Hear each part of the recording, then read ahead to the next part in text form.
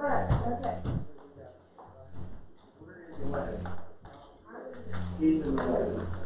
this one? Can you walk 5 at 7 in that field? It was, you know, it's 7:25. I just don't want to know. Well, I'm just under the impression it was supposed to be okay. So you can sit there and try to sit there. Okay. Anyway, this is money for anybody who's stuck on the line. Yeah. Yeah, I don't know. You have to come to the east. I don't see to just don't bump that. Why don't you go around? Okay.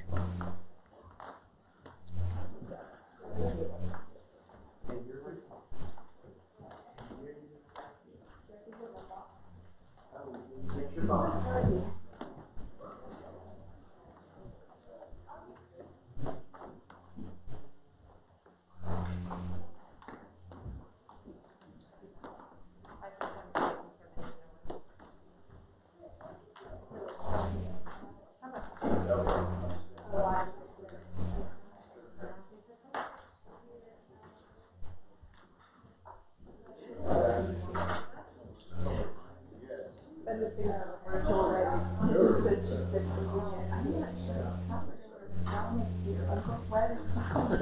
I'll go get a tie out.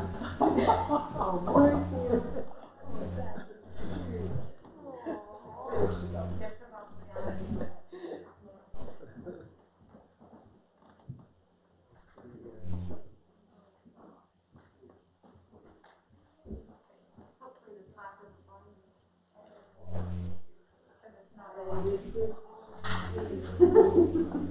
You're like, yeah,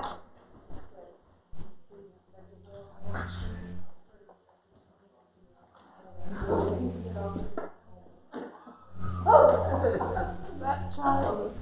that's him.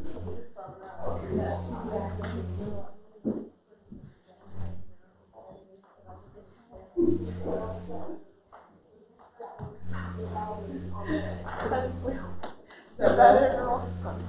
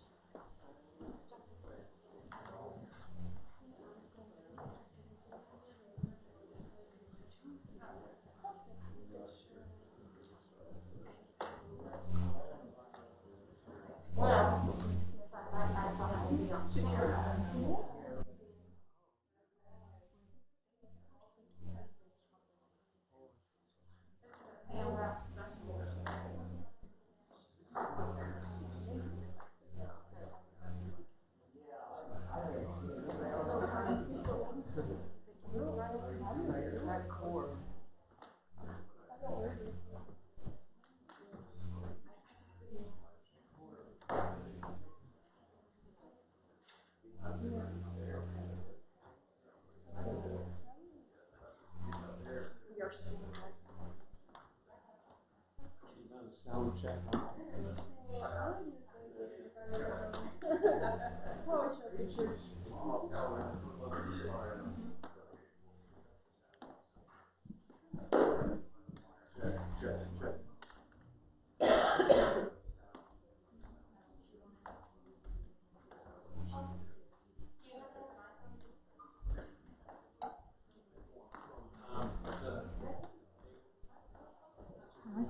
Andre, you do the sound.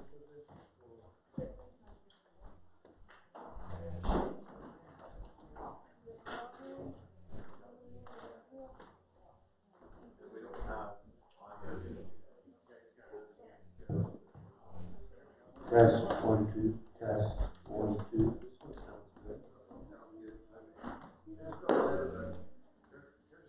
Testing 1 2. Testing. On this one. Testing 1 2.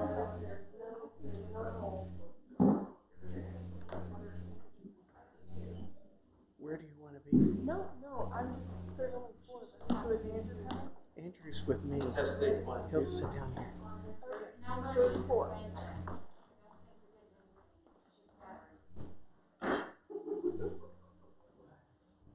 Said there's no money in this bank, guys. I don't think you're getting anything, it's just batteries.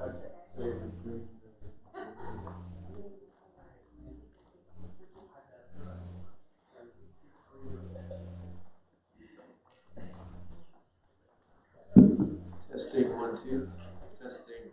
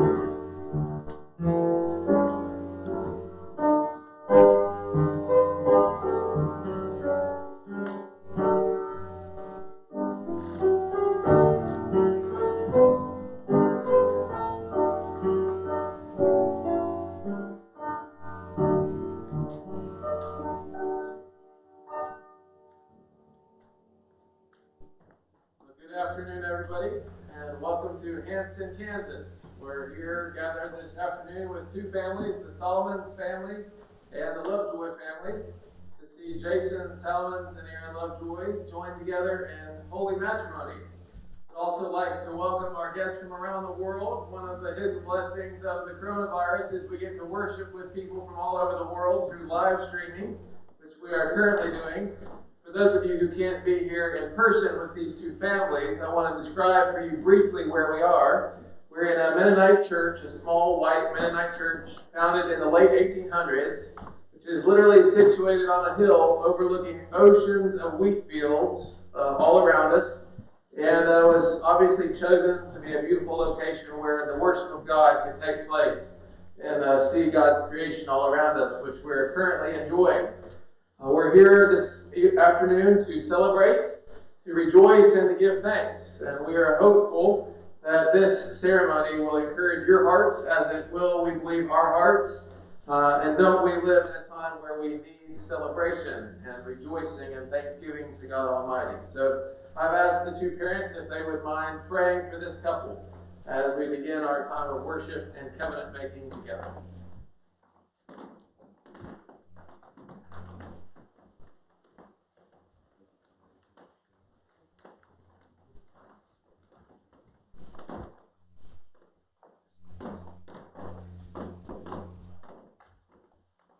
Lord, we just thank you so much for the opportunity to be here today. What a wonderful blessing you've given to us. And we just ask that your glory be shown in all this service. Lord, I just thank you for the privilege of being able to watch you put this day together. And I ask that if Aaron and Jason go on, that it'll be an icon to help them remember that if we love you, you do work everything for good and for your glory. Thank you, Jesus. I thank you, Father, for blending these two beautiful people together into one couple. And thank you, Lord, that you are making them one just as you, Father, Son, and Holy Spirit are one. We bless them in Jesus' name. I bless you with the blessings of heaven, and we rejoice with all of the stars of this day. I bless you with the blessings of earth, all that lives, joining with all of creation in our voices.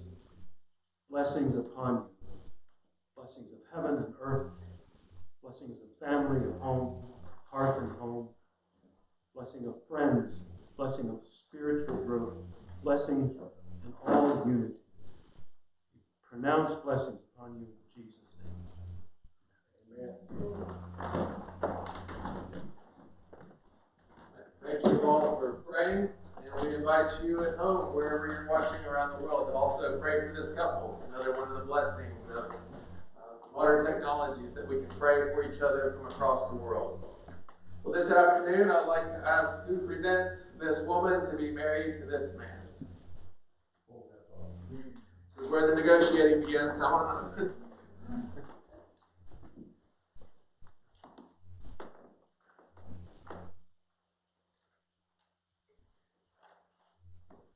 Aaron, before I give you away, I have a few things to say.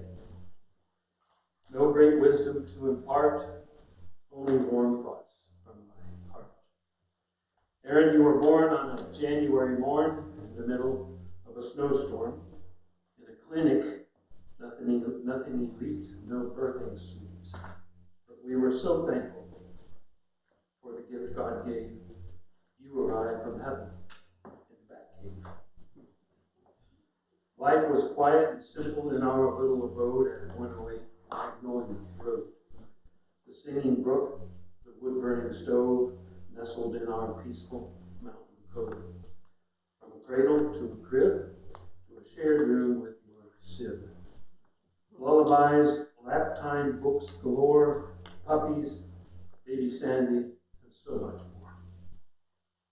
At first, we only saw the meek and mild you.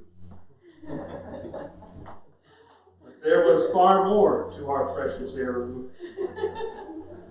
A warrior emerged during your youth, a passion for justice and truth. I thought, God help those who trigger your ire. Their days are about to expire. But God's grace, imparted from above, in time sheaths all our sharp edges with love. I've had 39 years to prepare for giving away. Now, this day, your wedding day, I can't find all the words that I want to say. But this is for certain.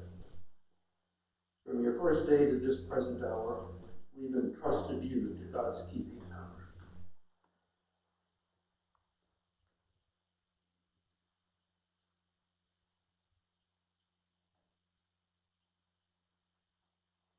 And though I often have failed, praise be to God, His grace has prevailed. Aaron, you are lovely, you are strong, you are the harmony of my heart's song. And now I give you away to be married, across the threshold, in the arms of Jason and Jesus carried. Aaron, Mom, and I cherish you, on that you can depend forever and ever. Amen.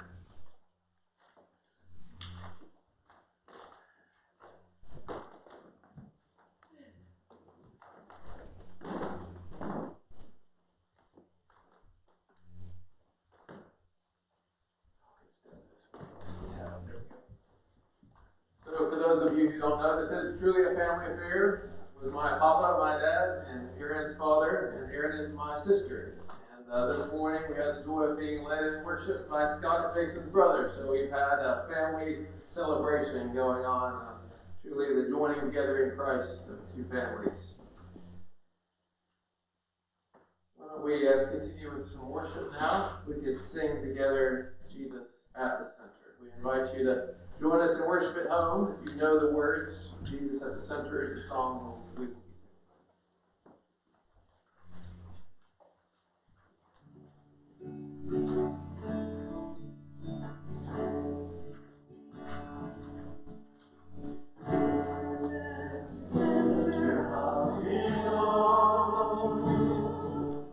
Jesus at the center of it all. From the beginning to the end, it will always be, it's always been you, Jesus. Jesus. Jesus at the center of it all. Jesus at the center of it all.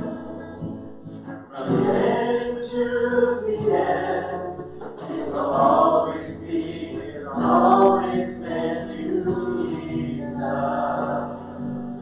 Jesus. Nothing else matters. Nothing in this world will do. Jesus, you're the center. Everything revolves around you. Jesus, you're all in all.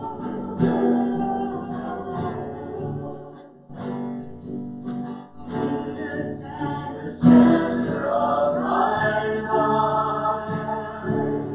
Jesus, be the center of my life.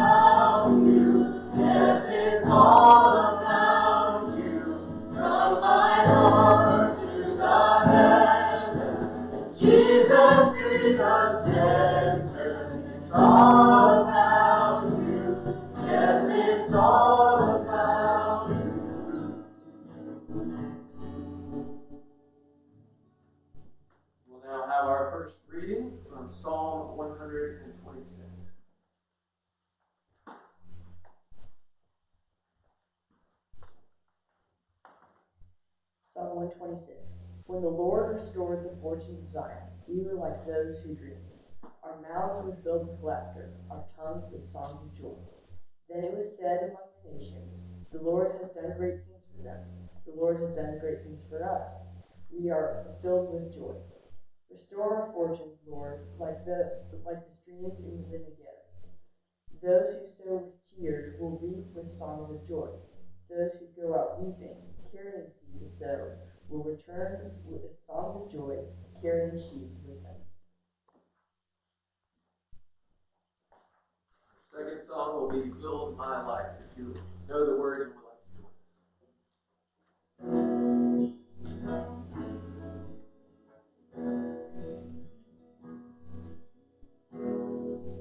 Worthy of every song we could ever sing, worthy of all the praise we could ever bring, worthy of every breath we could ever breathe. We live for you.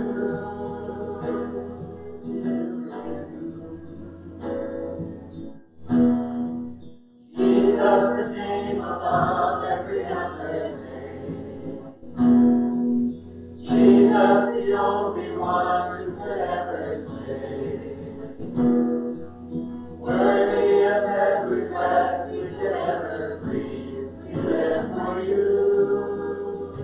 We live for you. Holy, there is no one like you. There is none beside you. Open up my eyes in wonder. Show me who you are and fill me with your heart and lead me with your love that flows around me. Will build my life upon your love. It is a firm foundation, and I will put my trust in you alone, and I will not be shaken. I will build my life upon your love. It is a firm foundation. I will put my trust in you alone, and I will not be shaken. Holy, there is no one like you. There is none beside you. Open up my eyes in wonder. Show me who you are and fill me with your heart and lead me with your love to those around me.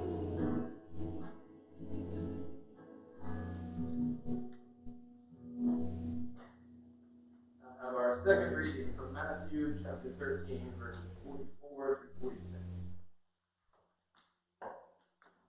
The kingdom of heaven is like treasure hidden in a field. When a man found it, he hid it again, and then in his joy went and sold all that he had and bought that field. Again, the kingdom of heaven is like a merchant looking for fine pearls. When he found one of great value, he went away and sold everything he had and bought it.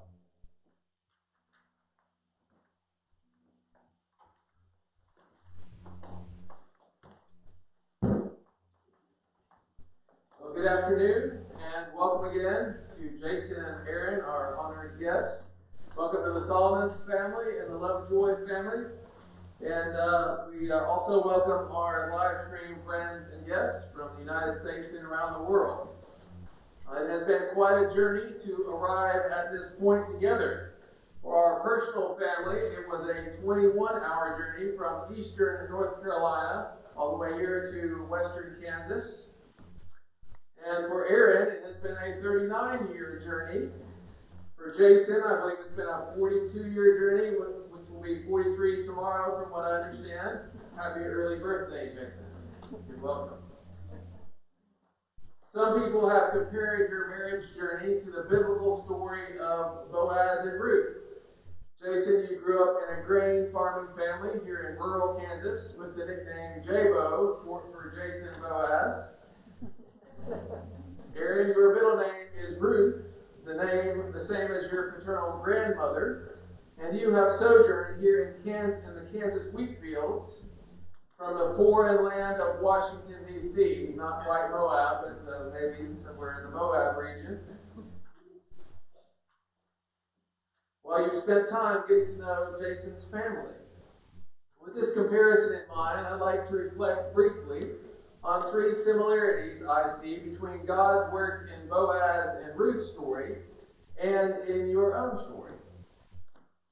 Number one, Boaz and Ruth's marriage was cause for communal celebration. Ruth 4:13 through 14 says, "So Boaz took Ruth, and she became his wife. And he went into her, and the Lord gave her conception, and she bore a son. Then the women said to Naomi, 'Blessed be the Lord, who has not left you this day without a redeemer. And may his name be renowned in Israel.' The townswomen rejoiced and blessed the Lord for the fruitfulness of Boaz and Ruth's marriage. The women even collectively, Ruth tells us, named Boaz and Ruth's first son Obed. So if you all are blessed with children, we would be honored if you shared the collective responsibility for naming your first child as Boaz and Ruth allowed their community. They said, this shall be called Obed, saying a son has been born to Naomi.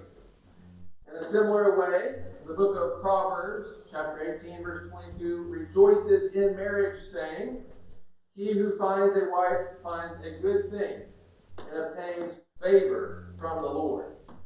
Jason and Aaron, the two of you today are finding a good thing and favor from the Lord, according to God's words. And we rejoice with you, saying, 'Blessed be the God, blessed be our God, who has given this gift to you.' Second, Boaz and Ruth were sanctified through disappointment and through waiting. They were sanctified through both disappointment and through waiting. When Ruth famously said to Naomi, her mother-in-law, in Ruth 1:16, 'Do not urge me to leave you or to return from following you, for where you go, I will go, and where you lodge, I will lodge. Your people shall be my people, and your God shall be my God.' Ruth had been observing and married into Naomi's family for 10 years. Would a younger Ruth have made such a bold statement of commitment 10 years prior? Not only was Ruth's commitment bold, it was also sacrificial. Both Ruth's husband of 10 years and her father-in-law were dead. Ruth was committing herself to follow a poor, sojourning widow who had been orphaned of sons. Quote, widow, orphan, and sojourning alien were the triple threat of poverty and weakness in the ancient world. Would a younger Ruth have made this sacrificial decision? Probably not. But after 10 years of being married, married into Naomi's family, Ruth saw something beautiful in Naomi and in Naomi's God that she wanted to follow regardless of the cost, even when her sister-in-law Orpah decided to leave Naomi and return home to Moab. And Boaz was also sanctified by the passing of time. In his own words, Boaz was an older man. Yet he was considering marrying a young, foreign beggar named Ruth, gleaning barley in his fields. Not the smartest business or reputational decision from Boaz's perspective. When Ruth asked Boaz why he showed favor to a poor, foreign widow by allowing her to glean generously from his fields, Boaz responded in Ruth 2, verse 11 through 12, saying, quote, all that you have done for your mother-in-law since the death of your husband has been fully told to me. And you have left your father and mother and your native land and have come to a people that you did not know before. The Lord repay you, Boaz says, for what you have done, and a full reward be given you by the Lord, the God of Israel, under whose wings you have come to take refuge. Would a younger Boaz have noticed Ruth's character and sacrificial commitment over her poverty, her widowhood, and her foreignness? Probably not. Boaz's near kinsman redeemer turned down the opportunity to buy Naomi's property and marry Ruth, fearing Ruth would jeopardize his larger inheritance plans, Ruth tells us, the book tells us. He did not see what the sanctified Boaz saw in Ruth. In a similar way, the two of you have been sanctified, matured, and enriched through waiting, brokenness, and increased dependence on the Lord. A younger and less mature couple might not have seen the blessings and character in each other that you all have seen. But in his faithfulness, the Lord has grown your spirits as well as your years. Last, both Boaz and Ruth needed a kinsman redeemer themselves. In the words of Ruth 4, verse 14 through 15, it says, quote, "Blessed be the Lord, who has not left you this day without a redeemer. And may his name be renowned in Israel. He shall be to you a restorer of life and a nourisher of your old age. For your daughter-in-law, who loves you, who is more to you than 7 sons, has given birth to him." Then the author of Ruth gives us the punchline. Ruth became the great-grandmother of King David, the man after God's own heart, and the royal redeemer and uniter of Israel. Just as the Lord brought redemption to Naomi through the birth of a son to Ruth, the Lord has also brought redemption to you through the birth of his Son, Jesus Christ. Jason, meet Aaron Lovejoy, a sinner. But a sinner whom the Lord has not left without a redeemer. And a sinner whose life is being restored by that redeemer, Jesus Christ. Aaron, meet Jason Salmans, a sinner.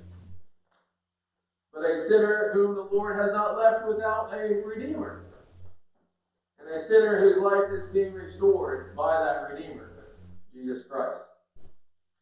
Jason, Aaron will need you to remind her and point her toward her redeemer, even in the midst of her own brokenness. And Aaron, Jason will need you to remind him and to point him toward his redeemer, even in the midst of his own brokenness. So these three remain in the book of Ruth. Communal joy and celebration, the sanctification that happened over time, even through disappointment, and the redemption that came about through the kinsman redeemer and the birth of the grandfather of David, Obed, Jesse, and then Nathan. Would you join me all this afternoon in praying for these three gifts? The gifts of Boaz and Ruth now being prayed for to become the gifts of Jason and Aaron, the gifts of joy, sanctification, and redemption. Let's pray together.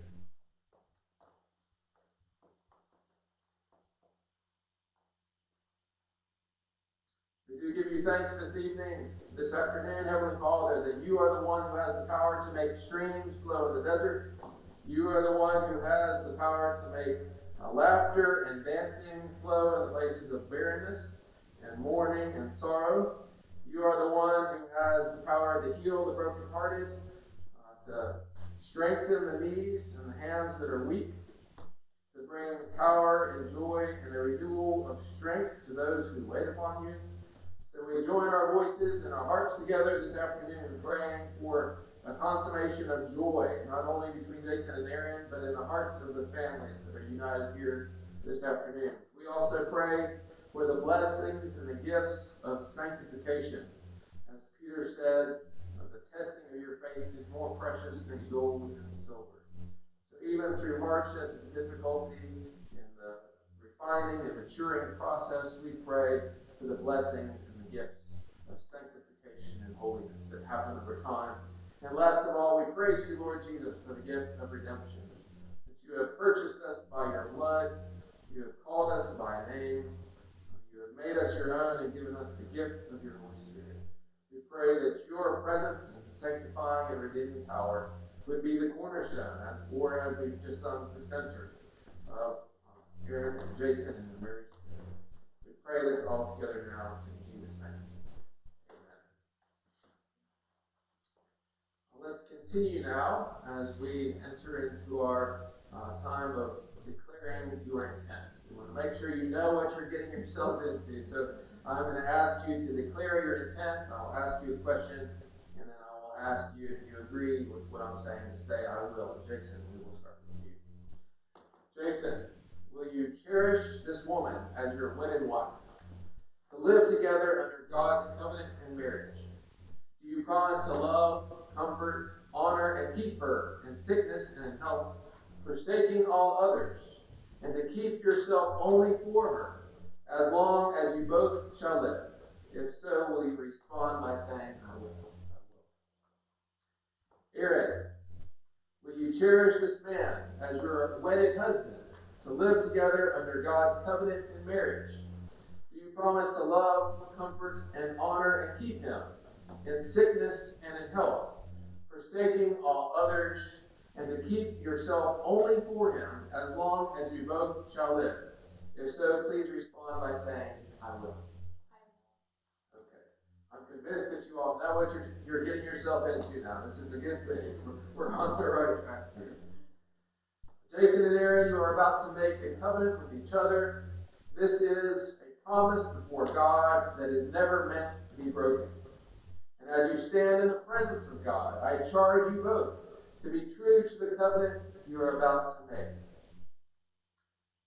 Jason, I'm going to ask you to repeat these vows after me, before God, before these witnesses, and to Aaron. I'll say a line if you will respond with the same line. In the name of God, I, Jason, take you, Aaron, to be my wife, to have and to hold from this day forward, for better, for worse, for richer, for poorer, in sickness and in health, to love and to cherish, until we are separated by death, according to God's holy word. This is my solemn vow. Aaron, will you repeat your vows after me? In the name of God, I, Aaron, take you, Jason. In the name of God, I, Aaron, take you, Jason. To be my husband. To be my husband. To have and to hold. To have and to hold. From this day forward. From this day forward. For better, for worse. For better, for worse. For richer, for poorer. For richer, for poor. In sickness and in health. In sickness and in health. To love and to cherish. To love and to cherish. Until we are separated by death. Until we are separated by death. According to God's holy word. According to God's holy word. This is my solemn vow. This is my solemn vow. Take the rings now.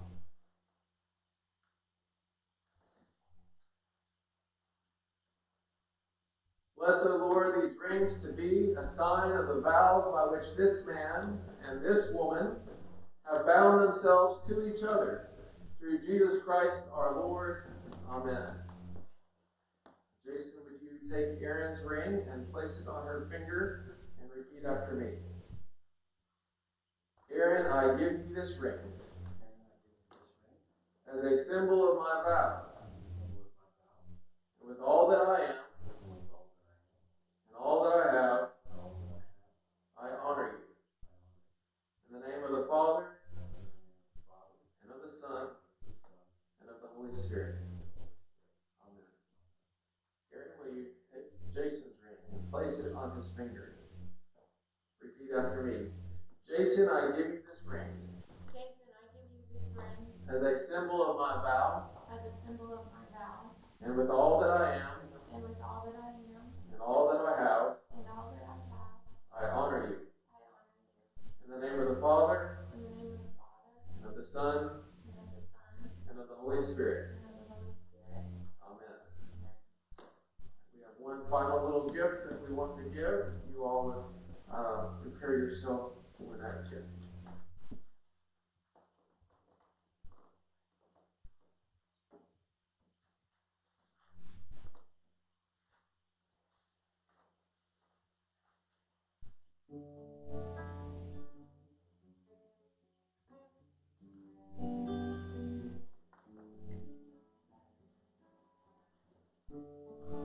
Changing my life with your love has been so easy for you, and I will feast every day and only need you till all the mountains are valleys and every ocean is dry.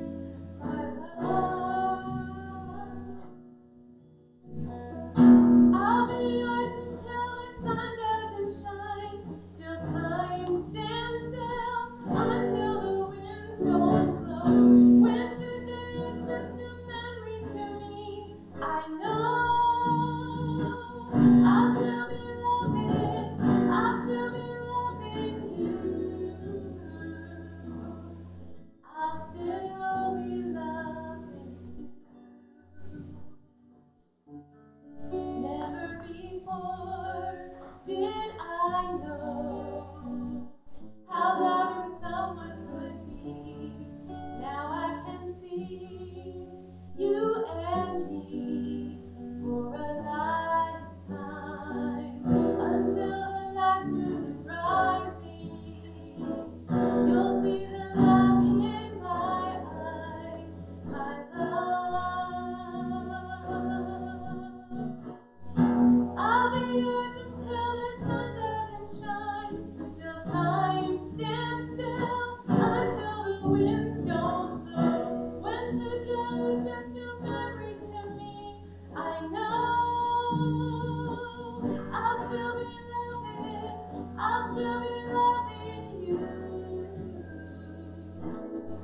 I'll still be loving you. I'll still be loving, I'll still be loving you. I'll still be loving, I'll still be loving you.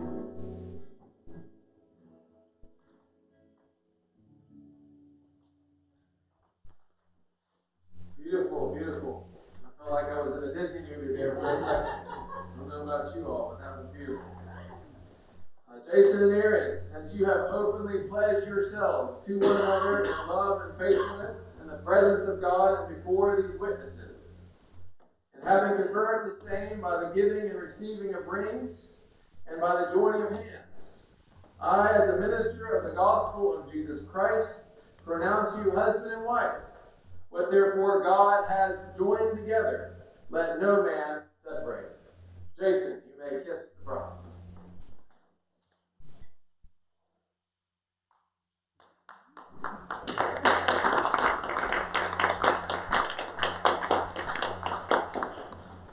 Friends, it is my privilege to introduce to you Mr. and Mrs. Jason and Aaron Salmans.